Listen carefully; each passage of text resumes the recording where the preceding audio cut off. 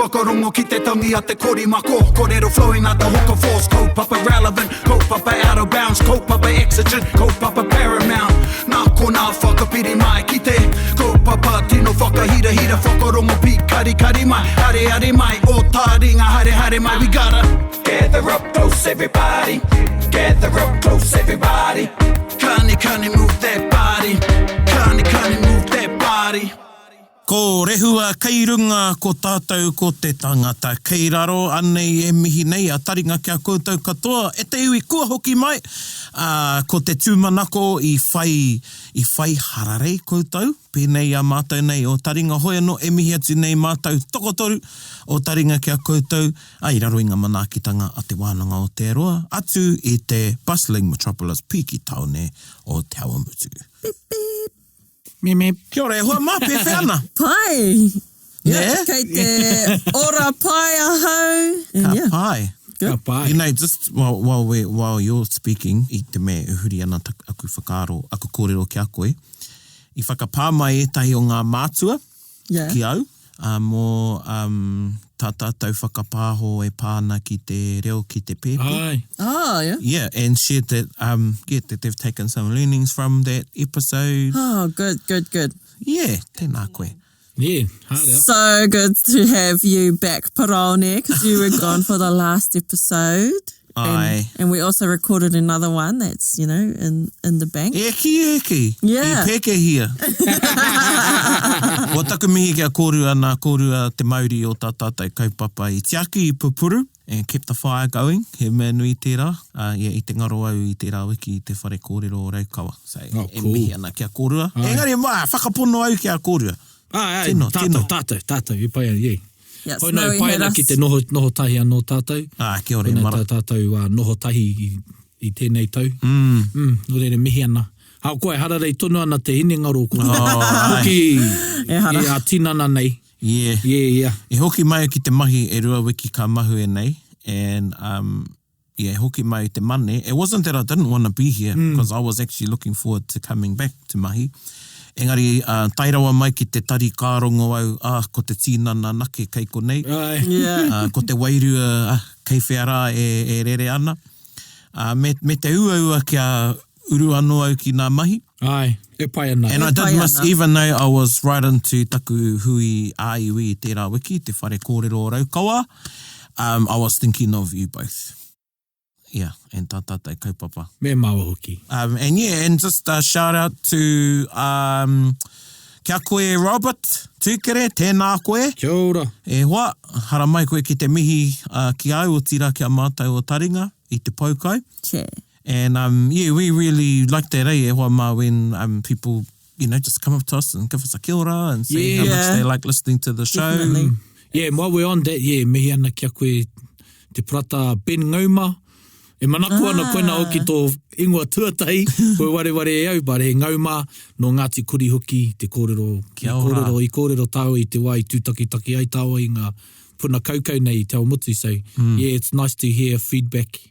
And that our kōrero aren't just pahu, there's actually fruits for people to... Yeah, they actually to take away things, Yeah, so that's the rewarding Even thing. though we might be having a pauk. And also, while we're on this, I just want to shout out to Cherie from Te Kura Kaupapa o Māngere. Her and her boy listen to Taringa on their way to school and on the way home. Yeah, Taringa Live in 275. Kia ora. Tēnā kōrua, Cherie kōrua ko tō tama. Ai, e mihi ana, e nōtira kia koe te katoa. Yes. E whakarongo tonu mai nei, e tautoko tonu mai nei I tā tātou kaupapa. And he pai te mihi haereki tahi ka toro mai ki a tātou. Ai. And sometimes it's a bit of a reminder of where the far and wide reach, spread of Taringa and the diversity, I guess, of our audience. Yeah, the diversity. Yeah. It's great, eh? Nō reira, I mua I te tahuritanga ki tā tātou kaupapa, kia huri ki te kiwa. Now, ko tēnei ki kiwaha, e ahua rereke, and what did you say? It was a nuance. More of a nuance. Yes. Yeah, he oro, engari ko te tikanga I roto I te oro he kiwaha tonu. And it's pretty easy, but for a low to medium level language speaker, o te reo had to get low language, and you know, e hara te rai te kōrero whakaiti a koe te hunga kātai anō ka tīmata ki te ako I te reo. Even though it sounds easy, it's actually one you might take a bit to master when you say it and for it to come out naturally. Like a lot of kiwaha, but I think with this one, because it's only 2 words and their sounds and somebody's name or kaupapa, it can be a bit difficult to grasp. Kamutu ka tere hipa te horopaki. Yes. Yeah, he ana koe ki te hakamahi tēnei oro, tēnei kiwaha nei. Yeah. Yeah, so you know, the context or scenario may quickly pass before you realise, oh, I could have used that then. Yeah. Okay, Yeah. Kamutu he mea he whakaro Māori kei roto neha. Tēnō. Haini pē e Māori ana o whakaro ka horo tō hopu I tēnei mahi nei. Ai. Yeah. So, nō reira, hea te kianga, hea te... E koro e. E koro e. E koro e. Yep. So there's one rendering of it. So and which we're using part is the kiwaha? E. Oh, okay, So e, name e. Yeah. E, ingoa, e. Hea te tai oropaki? I ware au ka moni. E hoa e. E hoa e. Ai. Here te tonu koe ka pēnei. Ai. You know, someone might be reading and they're like, oh, kari te marama. You know, kei reira te, it's like, hea te rako, tukuna te kapa ki a taka. Ai. Kei reira te whakauti, it's right there doing a right there, pūkana. yes. Kari re marama, I didn't understand. You go, e hoa e. E hoa e. Yeah. It's like, oh, come on, bro. Yeah. Yeah. So kuia tētahi. It sounds a little bit of like a lament. Yeah. Yeah, it is. It's That one. Yeah. Yeah. Hoa e. Yeah. Yeah, you could even use it for a kaupapa. Like, oh, te huri tau e. Oh, okay. Like, I'm doing this organising for the birthday that's coming up. Aotearoa weekend, te me. And then, te huri tau e. Yeah. What's that portraying? What's that? Is that saying like, This birthday. oh, this birthday, Yeah. it'll be the Yeah. death of me. Yeah. Yeah, I've got to do all this stuff for te huri tau e. Cool. Yeah. Oh, me haere tata ki te kura reo. Yeah. Kia ora ai te reo. Oh, te reo e. Te reo e. Me te pono. Yeah, me te pono. Ai. Yeah. Ai. Yeah, tino pai, kia ora, te puaheiri, no te whakaaro, kia tahuri tata. Got any other, are you sort of getting it? Yeah, using Erica? the example, you may think it would suit. We're seeing lots of smiling here, guys, just so you know. Erica's like turning to me with this big smile and she looks at the smile. Erica, You'll know now, ki te puta tētai kōrero I a koe. Or like, ane anō tētai, tētai aku hoa, I'm not going to name her. Ooh. No, it's not you. It's not you, but you know, she has a bit of a habit for saying things she shouldn't. And I'll be like, let's just call her Mere. And to all you people out there named Mere, it's nothing against you. I just always go to Mere. Okay? And you know, she'll say something and we'll be like, Mere. Yeah. Oh God, Mere. Like, come on, Mere. Come on. Yeah. But that's the sort of tone you say it in. Yeah. Yeah, and you can, hika mai is something you can use. Yeah. Hika mai. Yeah. Like, ane te tai horopaki mato whare nei. You're tired, you've been up all night feeding baby, and you're doing the dishes that you didn't miss. Ka hara mai tō hoa. Oh, he hana koe ki te paku āwhina. Yeah. E tū e. Yeah. Would you like some help, babe? Yeah. E tū e. Yeah. Tū e, tēnā kōrero. Tēnā kōrero. Yeah, tsai koera tērā rerenga kōrero e te iwi. And yeah, as you can see, it's but he rere kei e rātu kiwaha me, you know, tino kupu nei. Yeah. Kei te aho, like those other ones, te piki me te heke o te reo. Yeah. Yeah, but it's one that I use quite regularly. Yeah. It's like one I like to use. Yeah. Yeah. Taringa. E tahuri ana ki tā tātou kaupapa, ko te rā o Waitangi. Waitangi. Tika.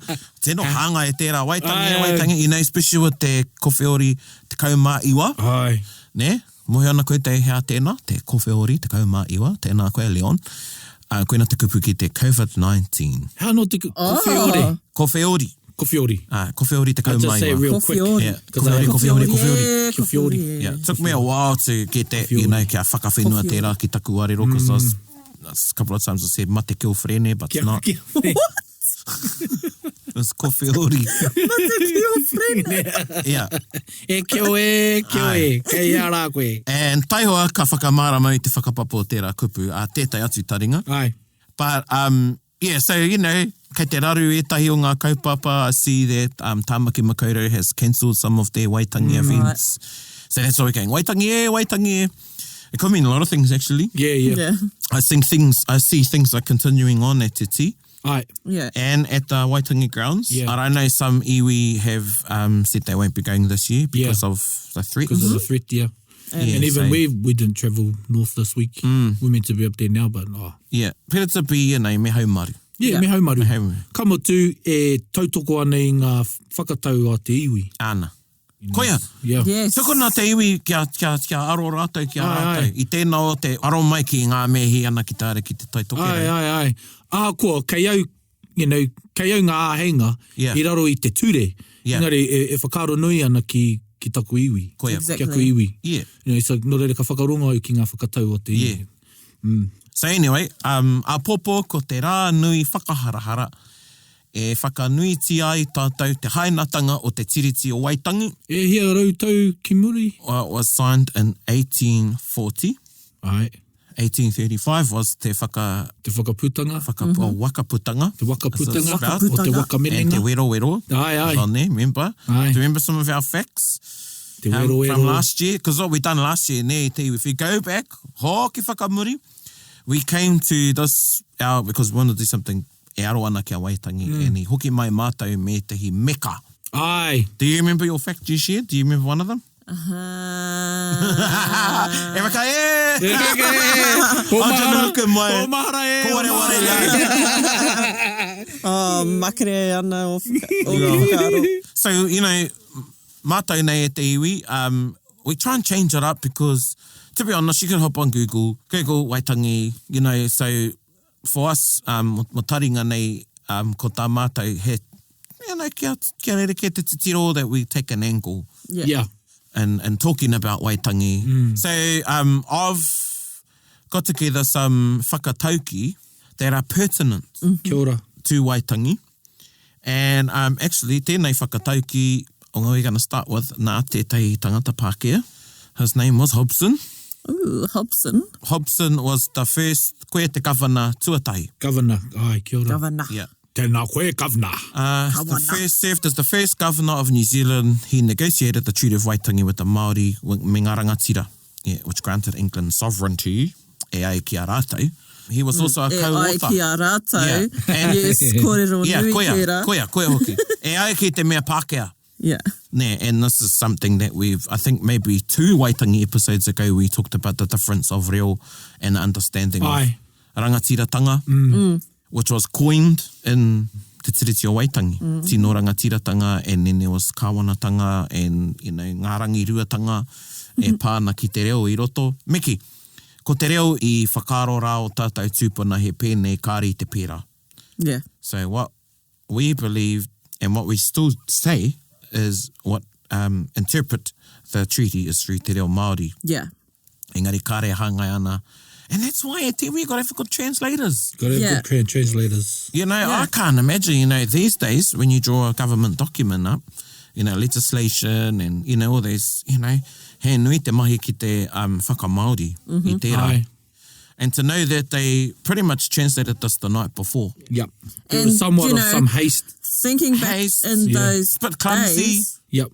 they didn't even know how to speak te reo Māori, and the Māori back then didn't have a full grasp on te reo Pākehā either. Koia hoki. Yeah, and, you know, lost in translation is the whole idea. Imagine trying to translate some ideas and principles to a language that doesn't fathom or doesn't have those same ideas and principles with one word. And if, like, well, obviously, the way that it was translated, the Māori people back then didn't feel like it was a threat. They thought it was, you know, something good. Because if they had have thought there was something to be wary of, there would be some oral history in songs about them ceding sovereignty. Yeah. Aye. But there's Well, you definitely had rangatira that were against it from the start. Oh, yeah, like yeah. Kawati and others, you know, yeah, for various reasons.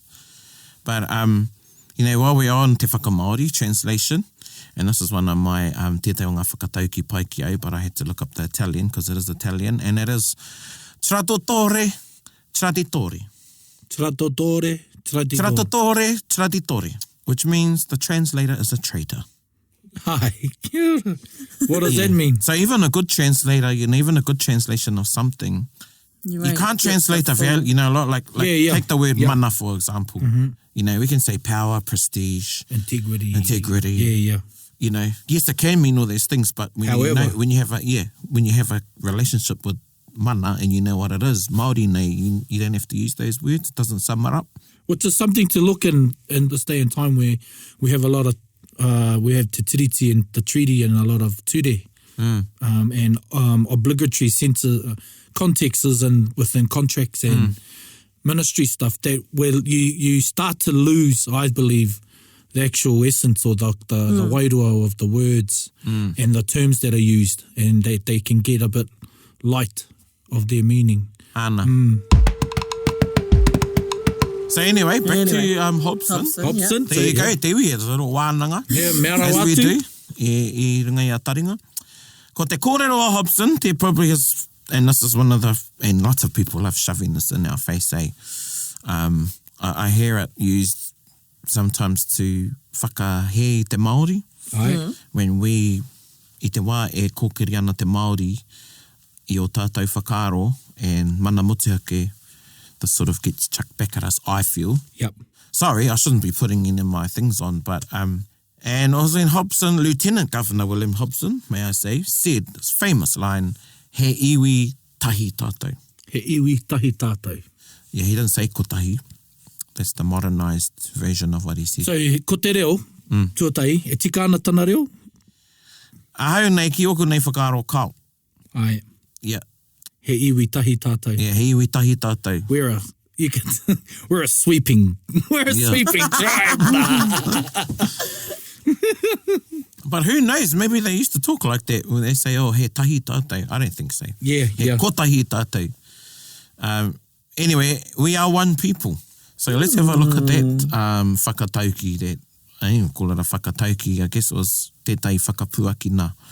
He whakapuaki whakaaro. Hei we tahi tātou. He pewhi o kōrua whakaaro ki tērā kianga. And its relevance to us today. What does that mean? What does that mean? Well, what does it mean from the time that he said it? That there was a promise of unity, Tika. a promise of shared governance, co-governance. No, perhaps, what did it mean then? I'm thinking now, e hobsane, hobsane. Yep. Well, I feel like it might have just been one of those, sort of one of those comforter statements Yeah. to kind of, I don't know, pati, the native people of the time, to sort of just be like, yeah, we're one people, but we'll just say that to keep you happy, but really we've still got this other agenda.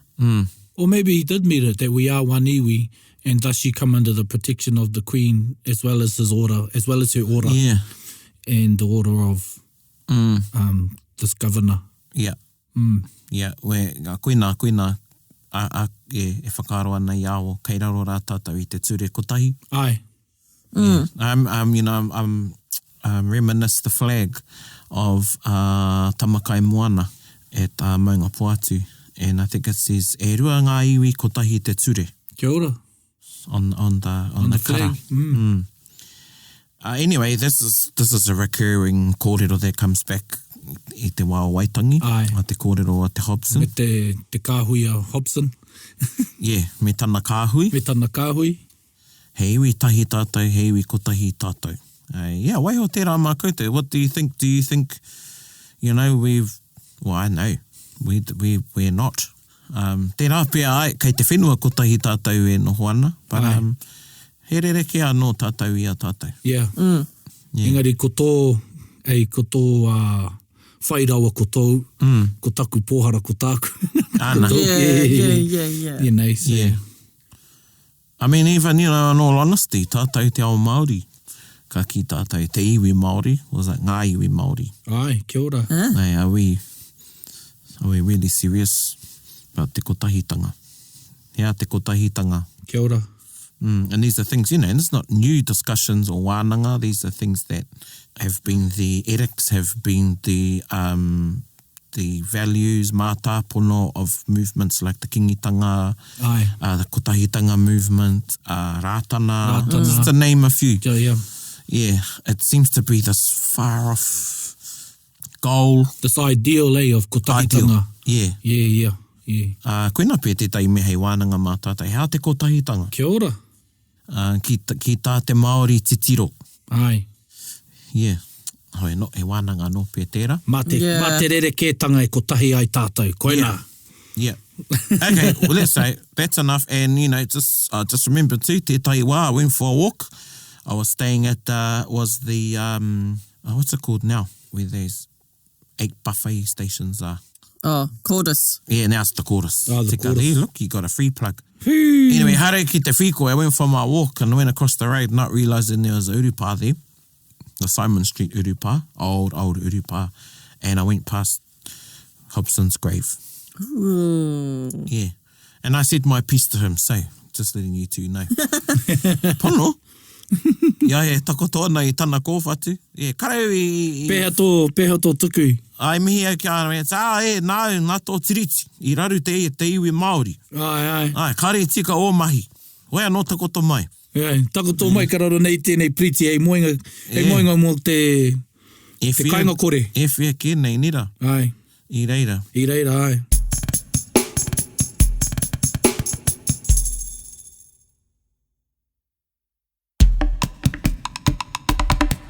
Okay, tērā, I'm going to look at this one now. Nā Apereha Mataunui, tēnei kōrero. No whea Apereha Mataunui te puaheiri? No te taitokerau. Yeah, let's just, you know, say... Kei mahue i au te tai iwi. Kare mohi o no whea pū. Te koroheke nei Apereha Mataunui. He rangatira, he poropiti. Ai, he poropiti. Yeah, he rangatira, he poropiti. And this is one of his kōrero, wana whakataukī, he mata ki te rānei. E ngā rangatira o ngā puhi, whakarongo mai. Kau e uhia te tiriti o Waitangi ki te kara o Ingarangi. Engari me uhia anō ki tau kara Māori te kahu o tēnei motu. Okay. Can you translate that yes, I'll give it to his whanaunga over there. He can betray him with his Pākehā translation. Ngā puhi chiefs, listen to me. Don't cover the Treaty of Waitangi with the English flag, but cover it with your own flag, with the cloak of this land. Nice. Governor. But what does it mean? Exactly. Well, what does it mean to you? Like when you see that imagery i roto i te whakataukī, what does that mean to you? So I guess by covering the treaty with the English flag, it's a English treaty, and it would probably Pai. Align to their ideals. Ana. But by covering it and, adorning it with your own flag, then it'll hopefully portray things that'll benefit your flag. He rawe tēnā whakamahara ki au? Yeah. Pewhia kia koe.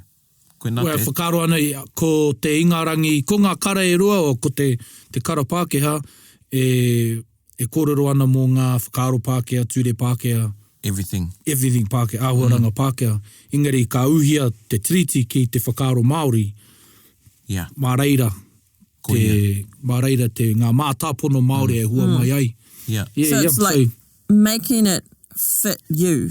Yeah, or entering this discussion, this contractual agreement via the Māori worldview. That's what I think it is. Rather than taking it via the Crown view, the view of the Crown. Yeah. Yeah. And we just talked about it in the translation of the kupu. Yeah. Tika. He rawe ki ai, you know, the first time I heard that, I thought it's really cool. Yeah, I got the hoo. Yeah. And the imagery, nei e whera era kōrero, ngā whakataukī, kupu poropiti. For me too, it illustrates ngā whakaaro o tātou mātua tūpuna ki ngā kara.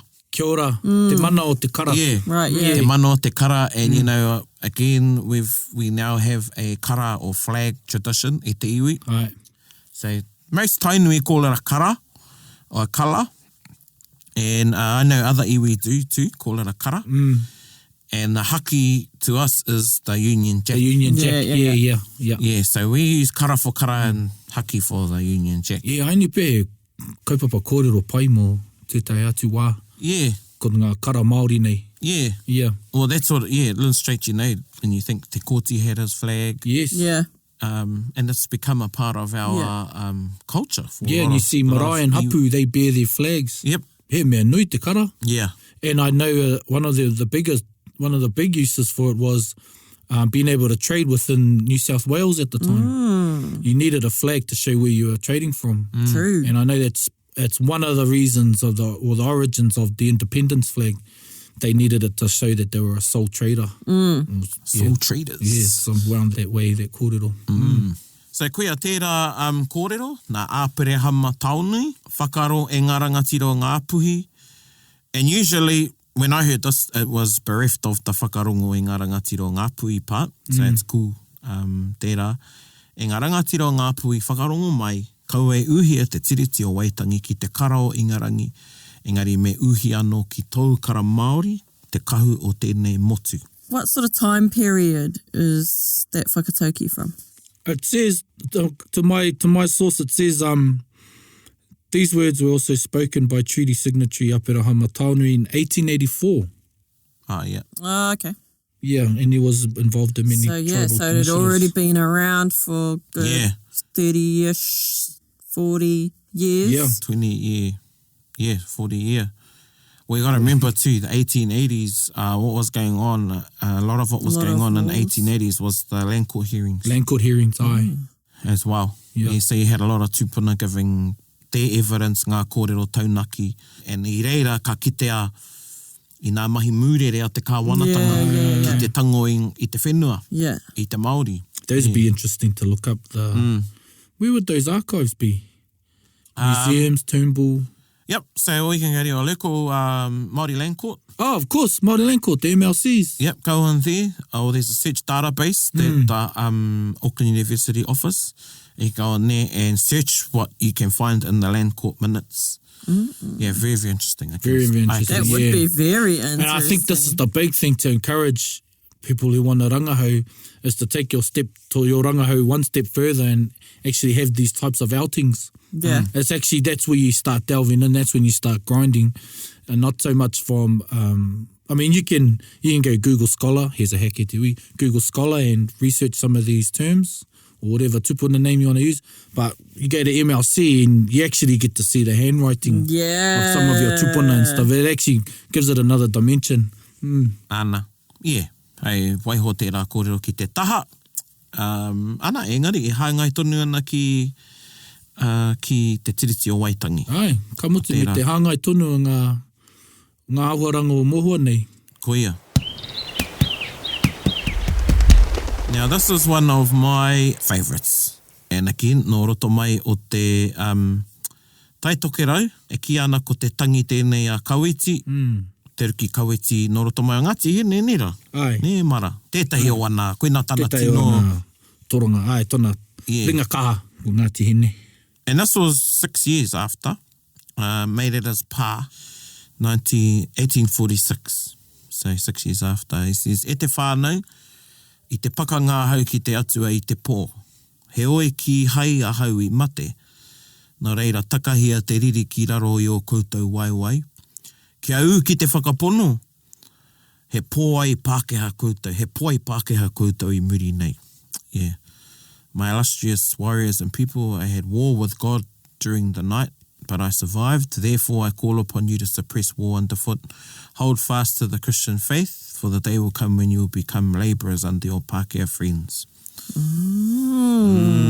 Yes, ana ka haere tonu. Waiho kia kakati te namu I te whārangi o te pukapuka. Hei konei ka tahuria te ai, kei takahi e koutou ngā papapaunamu a o koutou tūpuna e takoto nei, te tiro atu ki ngā taumata o te moana. Await, therefore, until the sandfly nips the pages of the book. The treaty. The treaty. Then and only then shall you arise and oppose. Do not desecrate the papapaunamu. And these, taku mohio, these are the articles of the treaty. Ai, me ngā tohu rangatira, ko tohu e ngā ki te moko. Endorsed by your tūpuna, look out to the sea to the future. Okay, who was he referring to as the sandflies? Yes, no? Wait until the sandfly nips the pages of the book.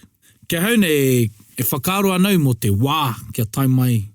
Te wā ka takahia e te tangata te tiriti. You know, ko ngoi kore haere, ko ngau e te ngārara me ngā kiore. Kātahi kaputa mai ai tētahi ngā kreme, ngā whawhai mo te tiriti. Okay. Yeah, koina tētahi oku whakaaro. So wait until it's been nipped at by the sandflies, but also eaten by the rat and desecrated. And then the time comes when you'll fight back for it, or fight back for the injustices or its principles, its Māori principles. Yeah, that's my idea of it. Hei, tāpiritanga atu, ko tāku e whakaaro nei, ko te namu, naho rānei ki etahi, he mea iti noiho. Ai. Engari, I nā te mana o te Treaty of Waitangi. E no, kaua e warea ki ngā mea, kare o rātou mana. Kia o tika, yeah. Ako nei pia. Yeah. And that's the thing, you know, and this is a wānanga, I think I may have said it on Taringa, I te kōrero māua ko, I think it might have been when we had Rahui on, and we talked about some tongikura. And he said, it's like the Da Vinci Code. Because you got to remember, what we're doing is we're interpreting what these tūpuna said. Yeah. They never actually, what do I know, sat someone down and said, no, this is what I mean. No, scribes. Scribes, take this down. Yeah, and it's, you know, and ko te paingo ene kōrero ki au, e ki ana I ngā huahua tau Māori. You know, they're full of metaphor, simile, kupu whakarite, imagery, all those sorts of things. They're all at play. You know, the sandfly in the book. Yeah. You know, another way of looking at it is he talking about the sandfly being closed in the book. Aye. You know? If you looked at kakati as a, because kupu mahi, but it could be like a kupu tūoti. Aye. Stative verb. Stative, yeah. Yeah. Kakati. Yeah. But e koene ngā wānanga, so we decipher these kupu whakaari, kupu poropiti, whakataukī, and we've talked about how some of the time, a percentage of the time, e whākina ana te kura, nā kura oroto. Aye. Yeah, and sometimes you need to do a bit more wānanga, have a bit more thought, provoke discussion amongst, you know, you and yourself a lot of the time. Yeah. And come back to it. I have lots of kōrero like that I have wānanga on and changed my whakaro about over the years. Actually, it could mean this. Yeah.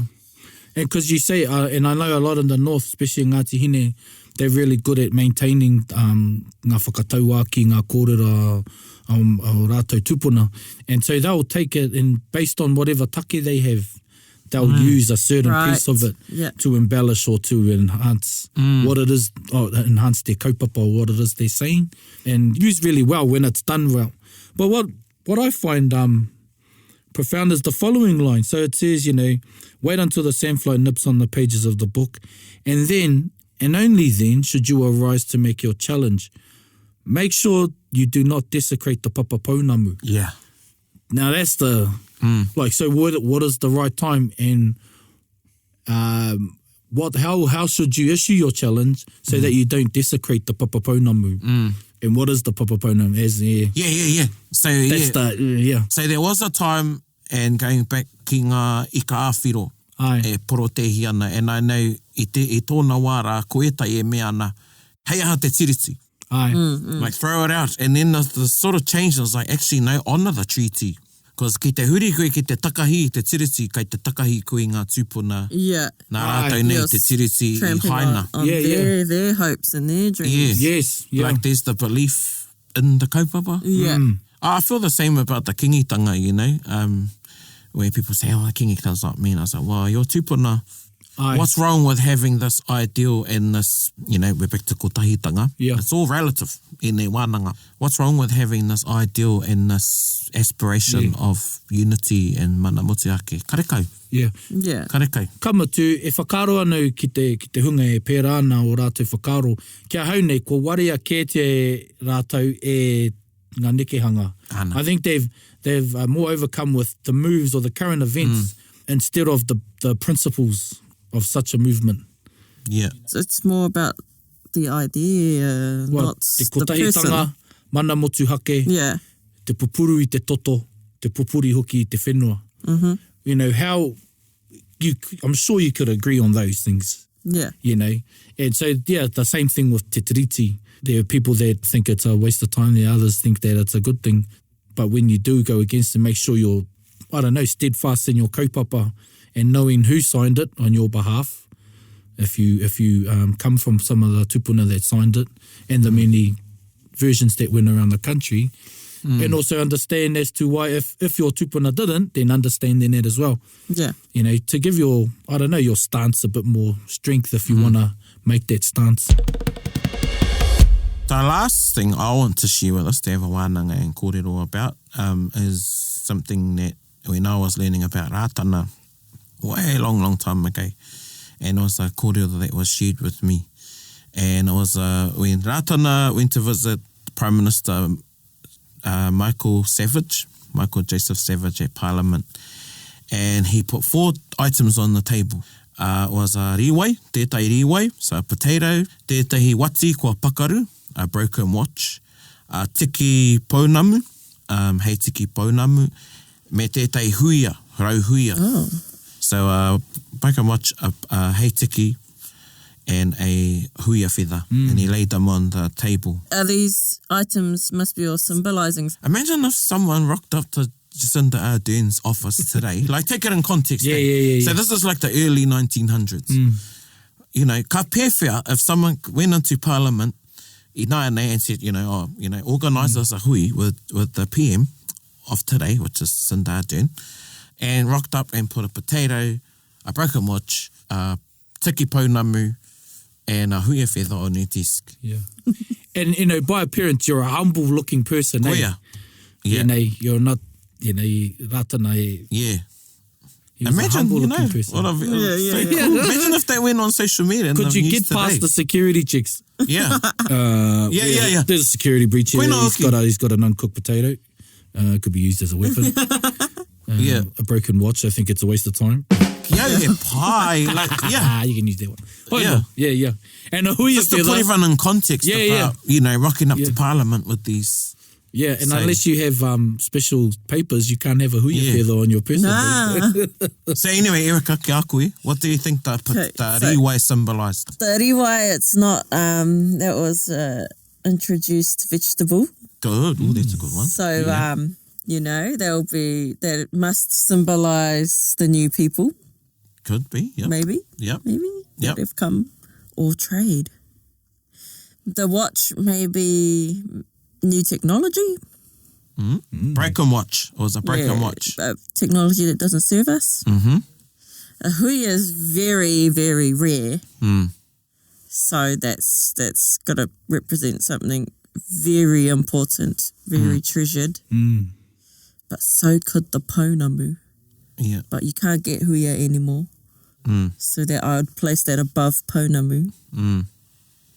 I was meant to do this with both of you. I wasn't meant to tell you. Well, I can tell you what I initially thought. Oh, yeah, okay. Before you told me. Because I did. Okay, talk what to do you... Spade before we came How in the oi room. whakaro? Well, I just thought of it, the riwai, I thought of the riwai as the Pākehā.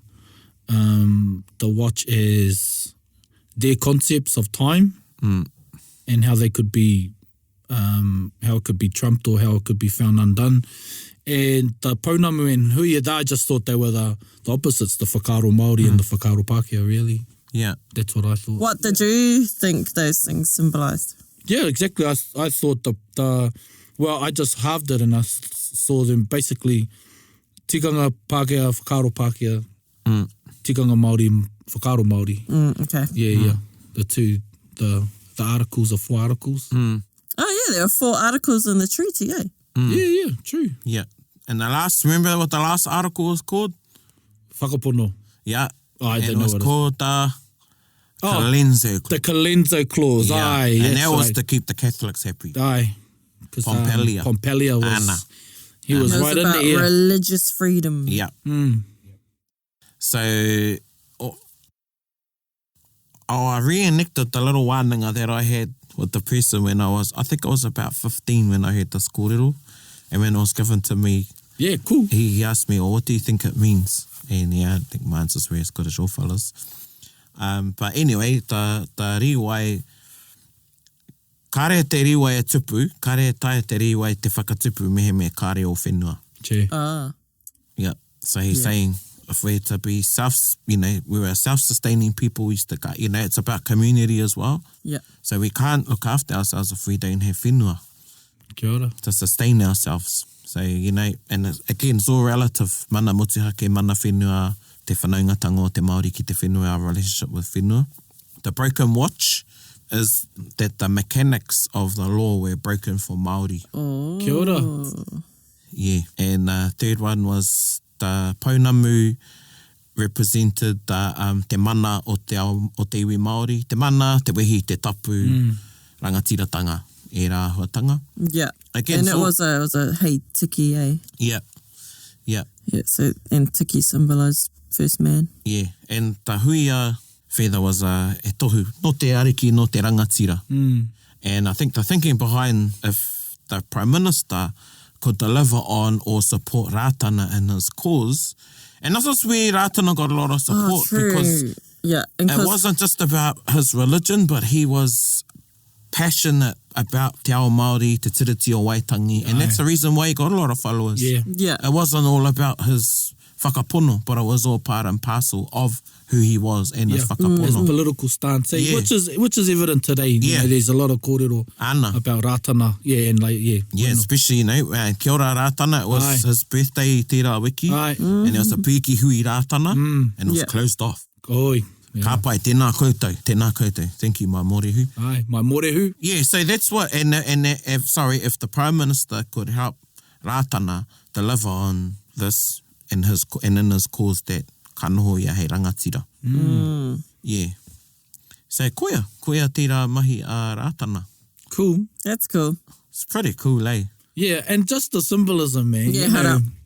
like Yeah. it's audacious, but it's so, I find it very profound. Very profound.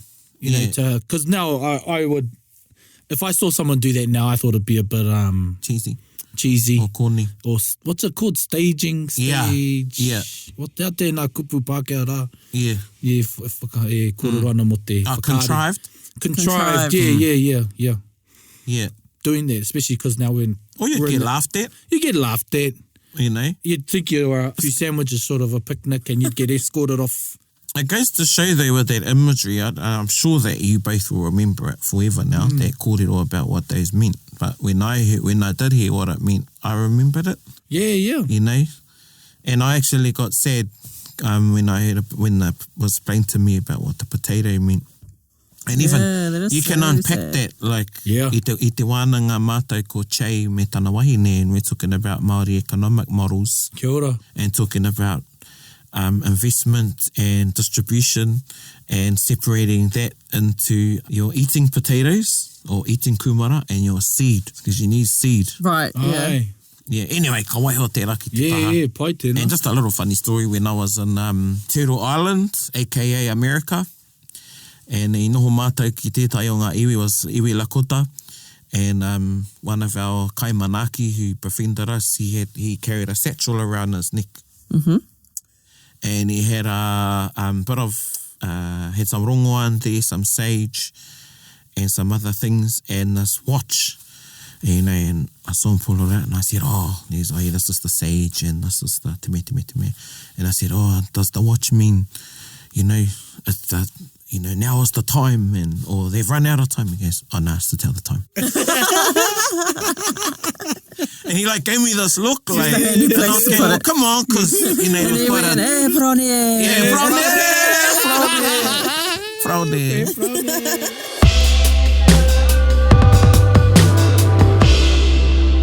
So anyway, ko rahi pia o tātou kōrero. Pai tēnā kōrero. Yeah, and, you know, koina ke tā mātou kia koutou. Kimi he etahi atu kōrero rereke.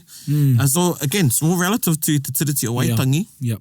Get the Waitangi was signed on this day. Nah, that's not what this episode was about. Visit Waitangi, visit the local areas where it was Don't signed. do it right now, but when you're Yeah, allowed we to. didn't even get into some of the compositions, Aye. you know, that Waitangi is in. Maybe we do that next year. Hey, Then we've got tērā something. yeah. Tērā Okay, we tau. better write that down in the plan. Yeah, there's lots of waiata haka. Yeah. Kei roto rā te Treaty of Waitangi. You know, tō ia mai. Nō re, anei te waiata o te wiki, tētai waiata nā tētai o ngā iho pū manawa, o te ao, o te waiata Māori, o nāia nei, nā ruia āpere hamate nei waiata, te tiriti. Whakarongo mai.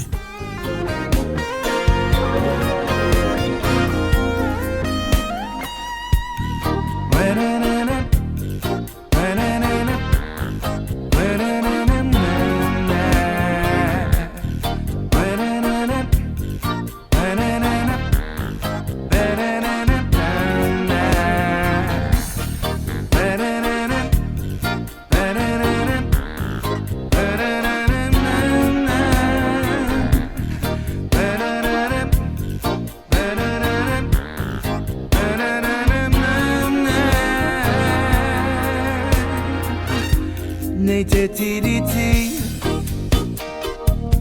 nei taku pare, nei taku maramatanga, nei taku ihi, nei taku kainga taku whanawa, taku iwi hei, tu tira maranga kera, ki runga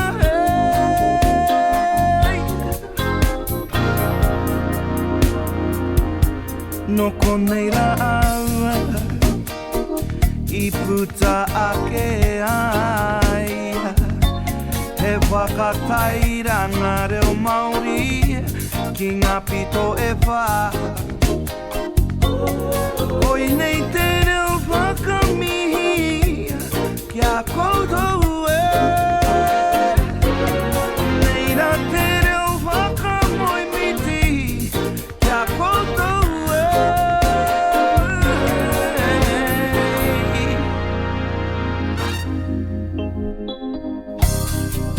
Mangai ngā mehera pono Ka tatui ho mai anō koutou ki wainga nui Ki tēnei whakamoi me ti o mātaua Hei tātari ngā kupu katoa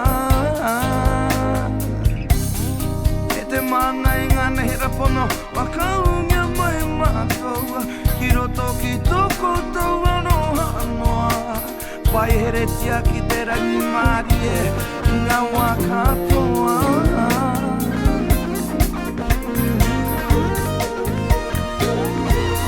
Nei te tiriti, nei taku pare, nei taku maramatanga, nei taku ihi, nei taku kainga taku whanawa, taku iwi tu tira maranga kera, ki runga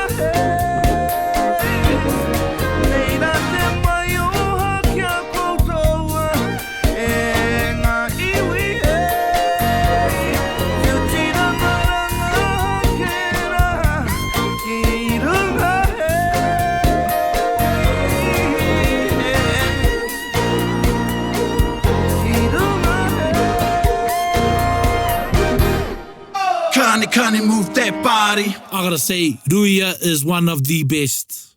Brother, ko koe tēnā. Ko koe tēnā. He's like The OG, eh? Yeah, he's OG. The thing is, he karanga tēnei kia koe e kara. Kia hoki mai ki ngā waiata, ki tēnei ao. Kia whakahoungia e tahi waiata. Ai. Yeah. E kore hoki e paingia e ia tēnei kōrero engari. Ka rongo i te wairua nei. Ai, wairua.